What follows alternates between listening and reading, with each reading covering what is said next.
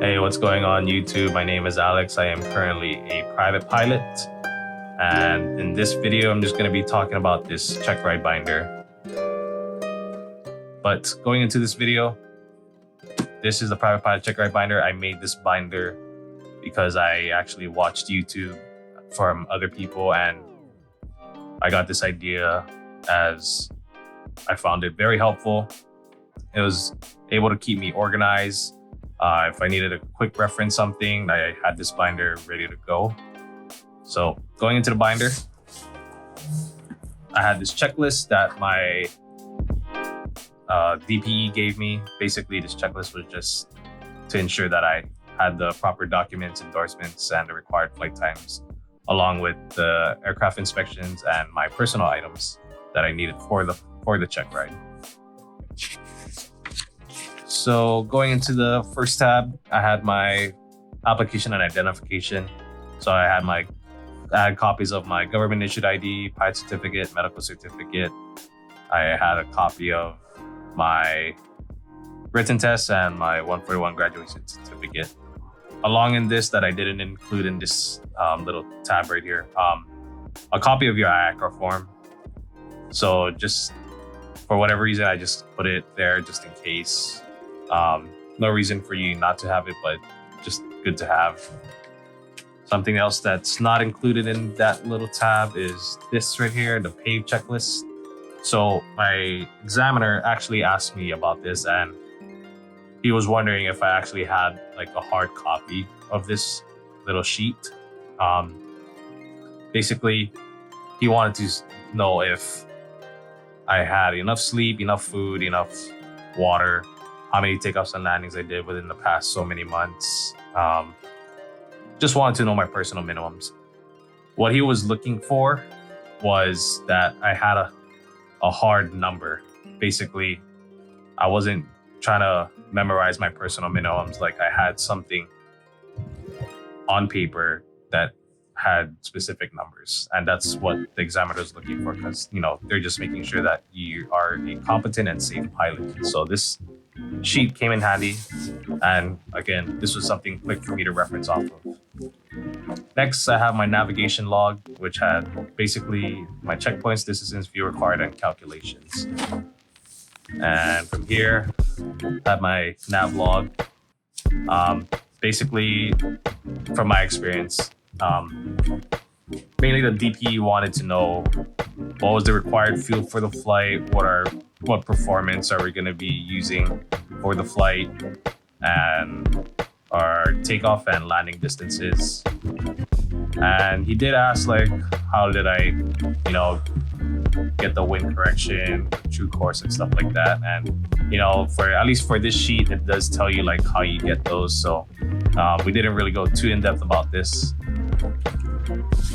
Next, we have the weather briefing. So I got my weather briefing on 1-800-WeatherXBrief or wxbrief.com.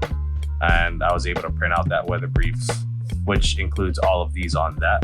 So yes, there's a lot of papers on here, a lot of NOTAMs really, but some things that the DP did go in depth on is how to read the METARs, how to read the TAFs, the winds aloft tables. If I remember, he did ask me about this picture right here. What are the symbols and stuff like that.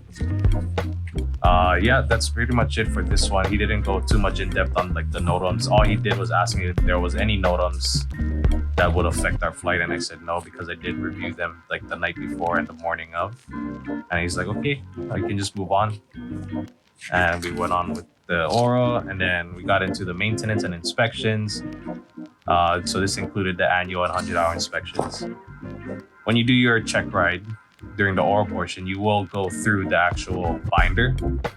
I just did this just because it was easier for me to, again, reference. Like, even though I had this, I still had the binder out, and I was still showing him like, hey, this is the date for this, and this is the next time it's due. Towards the bottom, I do have some sort of a cheat sheet, but based on your experience, your DPE may or may not allow like something like this. But for me, my DPE, he said that technically this is a reference, and if I'm able to show him where I got this reference, then it's all good. Basically, this is all the required inspections, the AV8's acronym. Moving on, performance tables. I grabbed this from the POH, basically showing him like where did I get my takeoff and landing distances from, my rate of climb performance and stuff like that. So pretty self-explanatory of all of this. And then, yeah, just basically showed him how I got my takeoff and landing distances, time, fuel, and distance to climb, like why does this equal that, stuff like that. Didn't really go too in depth on this one. Next, weight and balance. So based on the scenario, I had two friends with me, and I had to do this weight and balance sheet a couple times because we didn't make the weight. So like this one right here, I put no go. And then for these two, I just said, if I were to take one friend individually, and then this one is our actual weight and balance for the Checkride. And basically what actually happened was we were slightly overweight, and I basically told the DPE like, hey, during the taxi and run up, I'm just gonna kind of take my time just so we could burn off fuel and make the takeoff weight. Because before we went out to the plane, they actually fueled it up, and I did ask one of the instructors to like say, hey, whoever has a plane before me, just tell them not to fuel it. But yeah, things happens. Not everything goes according to plan. But next tab, we go into the charts and the chart supplements. So this one includes the airport diagrams, the origin airport, destination, and alternates. So this one I just printed off for flight. These pink ones right here, one of them is reference for the hotspot and for the facility director. Again, didn't really go too much in depth about this. He didn't even ask me about like the hotspots and stuff like that. But basically, wherever I can reference anything like these, like I put these page numbers, then pretty much I was all good from there. And then going on, so this one was my destination airport. He did kind of go in depth on this one. Basically, he was just asking like, what are the types of procedures like going into this airport? Like, what do you have to do? And what if this wasn't available and stuff like that? And then I got these two alternate airports right here, and that's about it. And then last tab, pilot operations handbook. This one, you can kind of put whatever you want. I just put the required items for the aircraft. You're still basically gonna have to explain to your DP what are the required items for a VFR day, VFR night, stuff like that.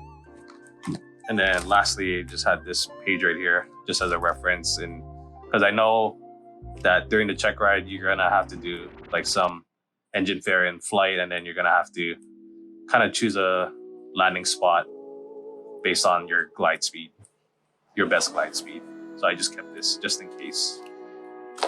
In the back, I just have this taped up to the flap. It's hazardous attitudes and antidote. My DP didn't really ask me about this.